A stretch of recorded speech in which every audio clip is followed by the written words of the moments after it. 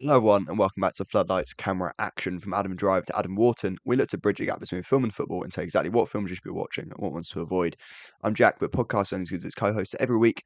I'm joined by my good friend Veronica to work through the do's and don'ts of film watching. Veronica, how are you? Yeah, I'm doing very well. Looking forward to our chat with Daniel, which definitely hasn't been recorded already. Yeah, definitely not doing the intro in post. As Veronica said, today we are joined by Daniel Bai. He's a stand-up comedian, theatre performer, and absolutely lovely guy. I really loved our chat with Daniel, and you can listen to it now.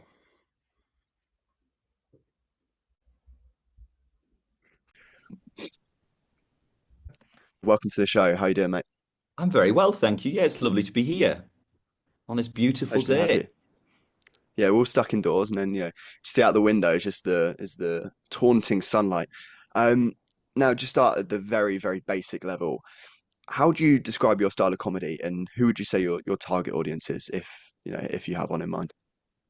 Yeah, I mean, it's an interesting question because it's only partially accurate to describe Imaginary Friends as comedy in the sense of stand-up comedy.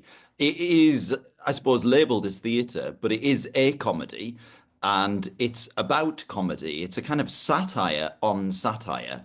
So it engages with stand-up and quite like long sections of it are framed as stand-up comedy and it works as stand-up comedy up to a point. But there are also periods of it where it's definitely not very funny and not trying to be either. So it does get quite dark. As stand up, it's got a family relationship with a few different stand-up comedians, I suppose. I'm certainly influenced by Stuart Lee, as is everyone of my age, and Daniel Kitson. You know, the kind of attempt to use stand-up to do something that's a little bit more formally experimental, to interrogate the form itself, while also still trying to be funny. Um, but I'm not like Stuart Lee is remarkable at that kind of very high status relationship to the audience, and I can't pull that off. I'm a bit of a plonker, really.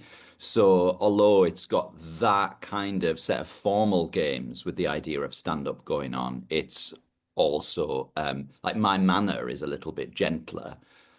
But I think that enables the material to go a little bit darker and to ask some bigger questions about stand-up and satire in particular, and the relationship of the sort of leeching relationship that satire has to the awful things happening in the world.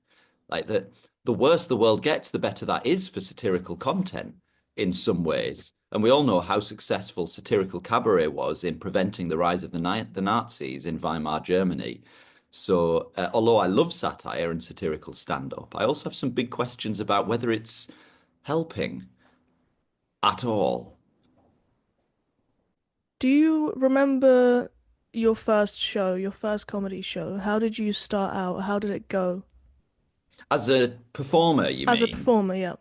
Yeah, so I've worked in theatre for a very long time, and the first solo theatre show that I made also had this same kind of family relationship with stand-up. It wasn't exactly stand-up comedy, but it also behaved like stand-up comedy in lots of ways. The theatre label just buys permission to stop being funny at important points in the kind of development of the work. But the first one that I made was also influenced by this same sort of roster of stand-ups. And it was the first piece of solo performance that I'd made. I went out with an hour-long show and I loved it. Yeah, I really remember that feeling of having a relationship with the audience and a really direct relationship where if they're laughing, it's working. And if they're not at certain points, that's very immediate feedback. And I loved that. And I loved it partly because I'd spent 10 years working as a theatre director. And as a director, um, I was working on often quite serious work and quite dry work and quite difficult work. And I had a kind of very mediated relationship with the audience through the actors, through the writer. Um, and so just stepping straight into that relationship with an audience as the solo performer, it was incredibly refreshing. I really loved it. And I've done a lot of other work in theatre over the like 10 or 15 years since then. But I keep coming back to this form of solo performance that's sort of storytelling, but leans heavily on stand-up as a form. I think like quite a lot of comedians talk about Edinburgh runs, and there's with Edinburgh shows a lot of time there's a kind of a balance between the humor, obviously, and then the seriousness and kind of deeper themes. How do you find that balance between, right, 1 minute I'm making you laugh, next minute, okay, we're going to cut the humor a little bit and we're going to go more serious. Obviously, that's tend for me. I'd say that'd be quite a hard thing to do. But how do you find that balance? Is it in the writing or is it in your performance? The first thing to say is that it's the easiest thing in the world to stop being funny. It's starting again. Yeah, that's easy. I stop before I even start, so you know. Yeah, so you can have an audience laughing at a string of things, and then you can just go very still and very quiet, and the energy drops and the temperature seems to drop, and then if you go to some material that has some emotional resonance, as certainly happens in this show, um, it's relatively easy to create real stillness, real kind of pin drop quiet in the room. Getting back into making people laugh from that is really challenging. And it's been fascinating in this show in particular, actually. And I found a series of so for example, if the house lights go out too early in this show, it gets very intense very quickly because everyone feels like, right, now I need to behave myself. It's turned into a proper play. But if the house lights go out just one scene later, then they continue laughing through a sequence that's kind of funny, but also kind of a bit difficult and awkward. And then it gets very serious. But there's been just enough laughter for the habit to be formed. And then when I get into something that's a bit broader again, it feels like people have permission to laugh. Do you make a lot of notes kind of for yourself after every performance with these kind of very detailed things about maybe things you've learned about the audience or the last time that you performed the show and kind of take it into the next one and maybe kind of choreograph specific bits of it based on what you learned from your previous performances? Do you think you Not do in that quite often or Not in the sort of disciplined way that you've yeah. just described. So I will come off and think about things that, like in performance, I'll run into something and think, ah, there's something here that could work a bit better. And usually the best ideas for improving that come during the show. Just one day, a new line will emerge, and I'll think that's fixed that little problem that no one else might have noticed, or that's just helped land an idea, or it's the punchline that was missing that means we've got a laugh bridging the gap between two that were further apart. Um, in the early days of creating a show, I'll do the show in the evening and then I'll be working through the material again the following day. So I'll be looking at the script, I'll be rewriting it, I'll be doing bits out loud, often with another member of the team. There comes a point when it becomes really depressing to do it to nobody. And so beyond that point, I can work through things in my head and I can work through things pre-show, but the best work happens with the audience after a certain point. And then what can really benefit it is I've done the show for an Edinburgh run or for a run at a theatre, and then I leave it behind for a few months and come back to it fresh.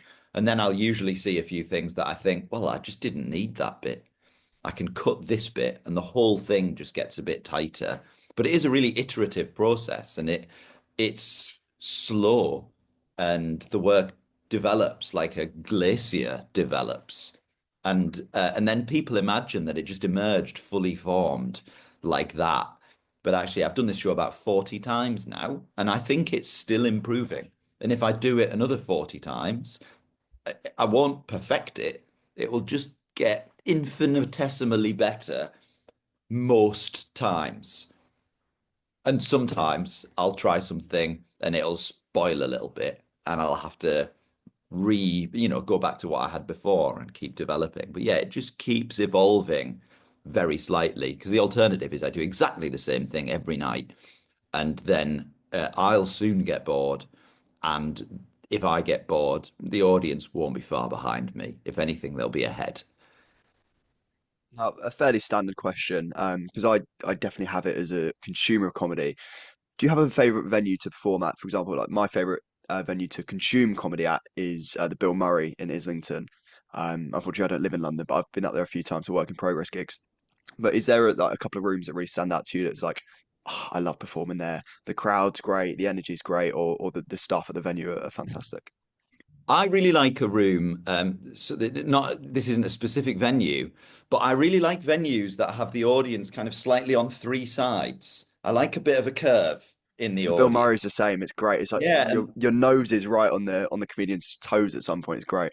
yeah, I really like that sense of having people all around. It's a challenge in some ways, but it's something about the way you're working a room. So I'm talking to someone who's here. I don't know how this comes across on video, but you're talking to someone who's here, and then you're talking to someone who's here, and there's not that much distinction between the thoughts.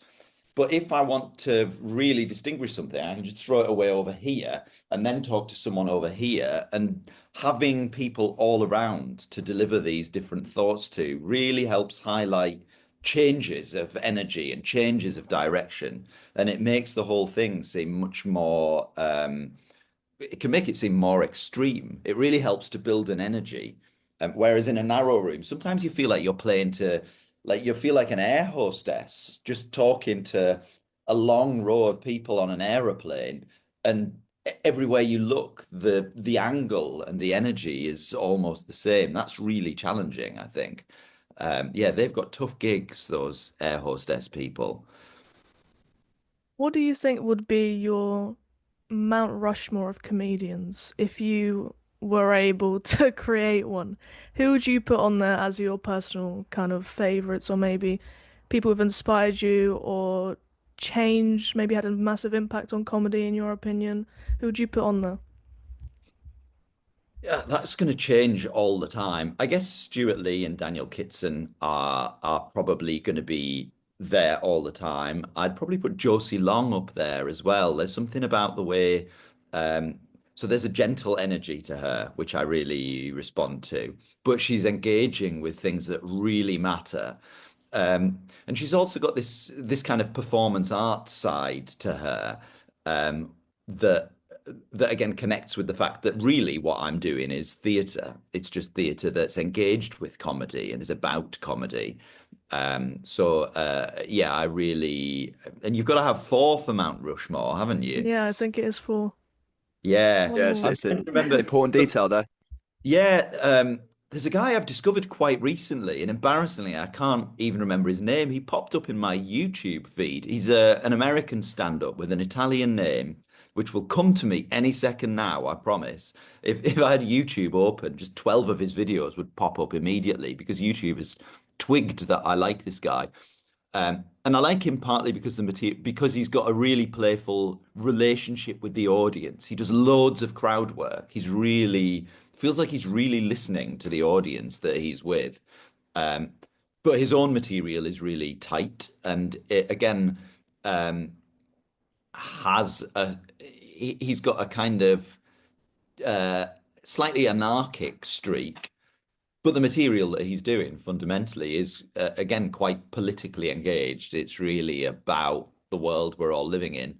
But then there's loads of just, he does loads of materials about, he has lots of conversations with the audience about what went wrong in their parents' relationship and their sex lives. And All the so light stuff then, kind yeah. of, yeah, there's the whole range of material, the domestic and the political.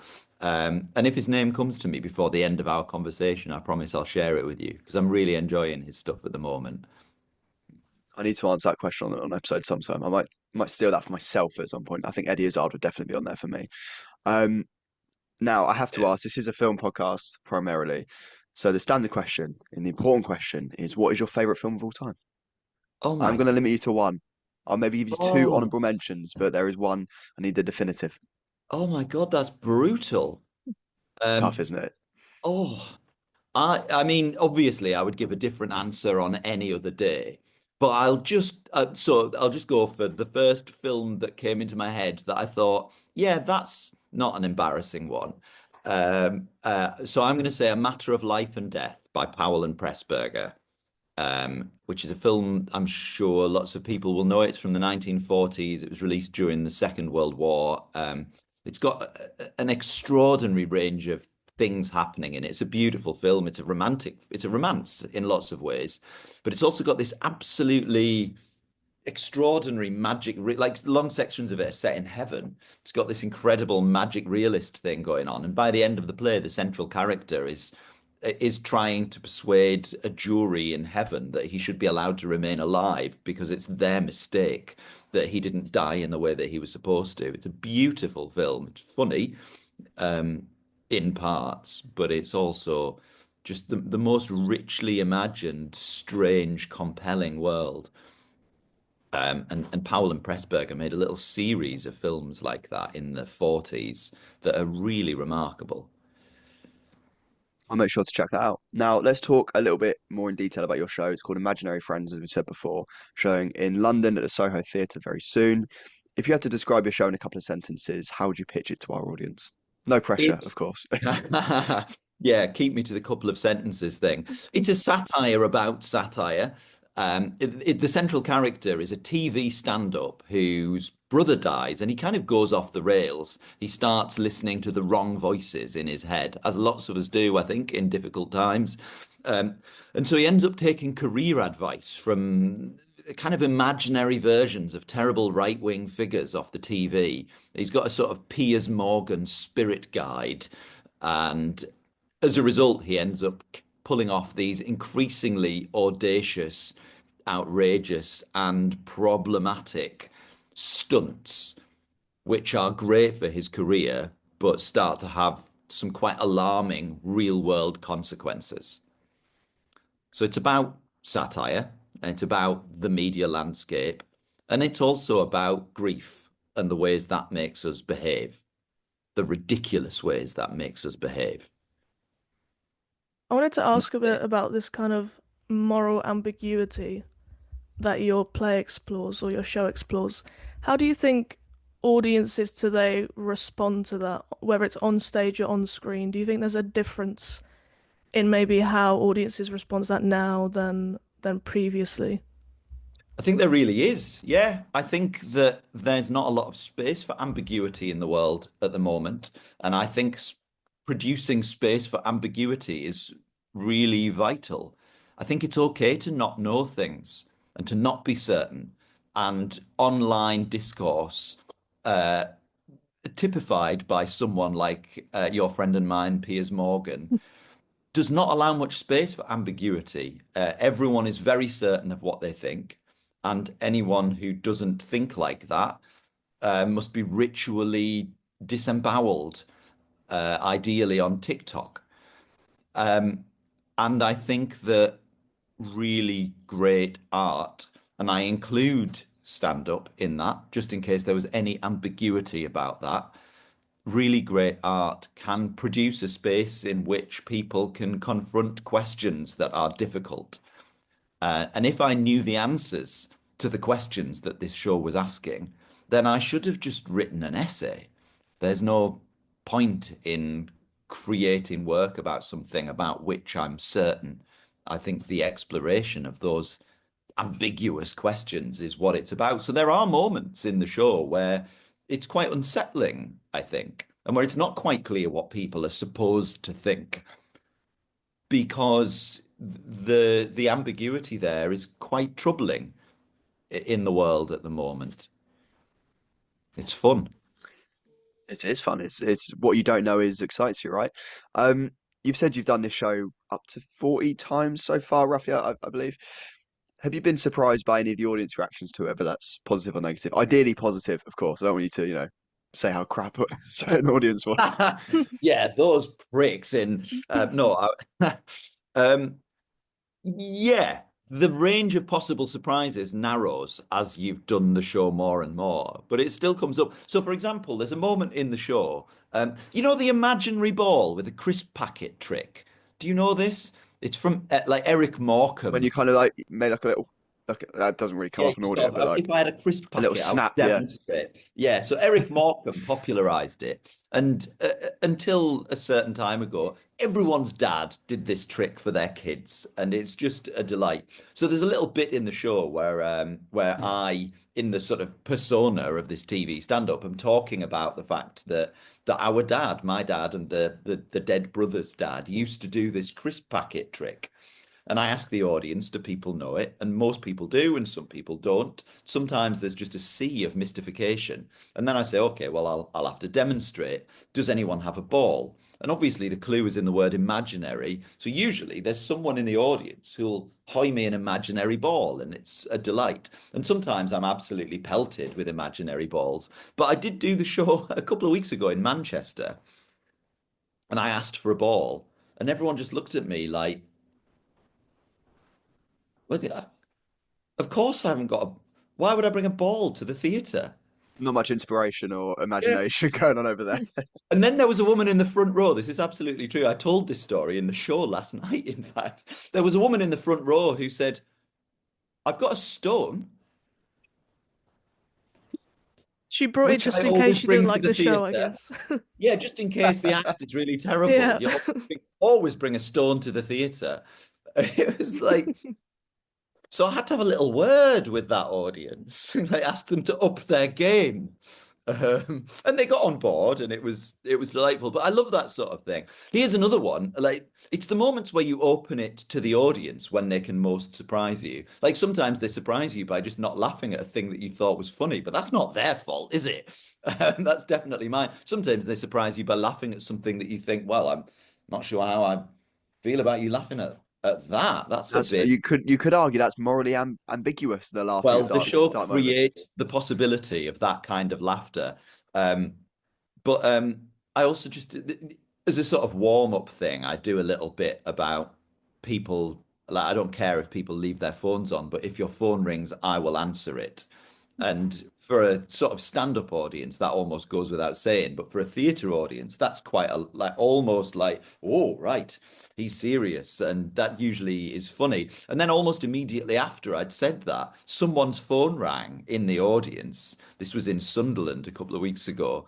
Uh, and it turned out so I answered it, and it was her doorbell. It was like one of these. I'm a middle-aged man. On the She Ring had one of those doorbells, one of those doorbell ones, yeah. apps. Yeah. Yeah. So it was like a delivery driver trying to get in, who was very confused about why he was suddenly being cheered by an audience full of people in Washington, in Sunderland, and where he could just leave this parcel, please. Um, he might still be there for all I know. I hope it wasn't anything important. So yeah, those moments are lovely where there's like there are a couple of moments in the show where I'll just create a bit of space for the audience, and I'm sort of trying to do that more and more as I do the show more, because those are the bits where it's kind of kept fresh when I've done it quite a lot now. I wanted to ask a Can bit I just about. oh, go on, Oh Veronica, no, sorry. sorry. Go on. I just wanted to ask a bit about the writing process and maybe where your inspiration was coming from. Was it from inside, or were there any external factors that were affecting kind of the process of writing this show? I think I've always been fascinated by satire and how it works and whether it works. And I've never directly addressed it before. So at the root of it, that's probably just something that was bubbling along. And at the same time, I think this was during lockdown, actually. I kind of became fascinated um, by the idea of conscience, I suppose. I don't know where this came from, but I became a little bit obsessed with like, what is that? And is it a real thing? And is it something that we have to personify externally to ourselves? So people have a kind of what would Jesus do kind of thing. And lots of people have a what would X do, where X is someone who they think of as morally upstanding or correctly ambitious or really good at sport or whatever. And they follow the imaginary advice of this projected version of someone who may not even still be alive. Um, so I was sort of following that thought, and then I came up with this idea of like, what if your spirit guide is actually a really terrible person whose advice you shouldn't be listening to? And that's where the Piers Morgan thing came from. And then that connected to this pre-existing fascination with satire. And the show started to grow from there. But it wasn't working until the grieving strand came into it. Because it was just a sort of hard-edged media satire that didn't have any heart to it. And it really lacked a sort of emotional quality of engagement. There was just no reason for this stand-up to go off the rails like this. He was just like, why would you listen to Piers Morgan? Like, this guy was just being a prick. Um, and uh, and at the time when I was working on it, my best friend was dying, and he died about 2 or 3 months before the show opened. Uh, and when something like that's going on in your life, it just filters in. So I just thought I need to give this character a version of this experience, and then it kind of grounds him in something that's really real and true, and that an audience will look at him behaving quite badly or bizarrely and see how that could happen. There, but for the grace of God, go I. And I turned this figure from a best friend into a brother, partly because in some ways that feels like more representative of the relationship that we had, but also because it just feels like a sort of shorthand for an audience. Oh yeah, that like a best friend relationship, you sort of need to explain how best you really were. Whereas a dead brother relationship, people go, "Oh my God, yeah, that's automatically something." So I sort of short-circuited it a bit. That's cheating in a way, but it just felt like that didn't need to be unpacked too much. It just needed to be there as context. So it's not really about that brother or the relationship, but the loss of that relationship casts the shadow in which the whole story takes place. Daniel, thank you so much for your time today. You've been immensely generous. And yes, thank you so much. Can you let our audience know where they can buy tickets, where they can find you on social media, etc., etc.? Because yeah, I think everyone deserves to see the show, and I'd love for our audience to come out and watch. Thank you. Well, it's been a real pleasure. The show's on at Soho Theatre in London from the 19th to the 24th of May at 6:30. People can get tickets from Soho Theatre's website, which I guess is probably sohotheatre.com. Like, give it a go. You never know. And you can find me at www.danielby.co.uk, where I keep my tremendously out of date website. And I'm extremely infrequently on social media at Daniel By on well, no, I don't go on Twitter at all, but I'm on Blue Sky and I'm on Instagram with some regularity. Maybe I'll get more regular when I'm not touring. It's like the opposite of successful promotional activity, the way I use social media. But yeah, that's where you can find me, mostly posting about my children and long distance running, but occasionally about art and comedy and film. I want to say thank you again for Daniel for joining us. Make sure to check out Imaginary Friends during its Soho Theatre run in London very, very soon. And that officially takes up to the end of another episode. Hope you enjoyed. All of our links for social media, etc., is in the description of the episode, as well as Daniel's Instagram link. Veronica, it's been a pleasure as always. Can you let the people know how and where they can get in touch with us? Our email is floodlightpod@gmail.com. Any inquiries, any fan emails, stan accounts, I don't know, whatever. Let us know. Flock tour correspondence. Very true. Yeah, We'll be back that's next week. everything. It is everything, yeah. We'll be back next week. Until then, keep watching and keep consuming.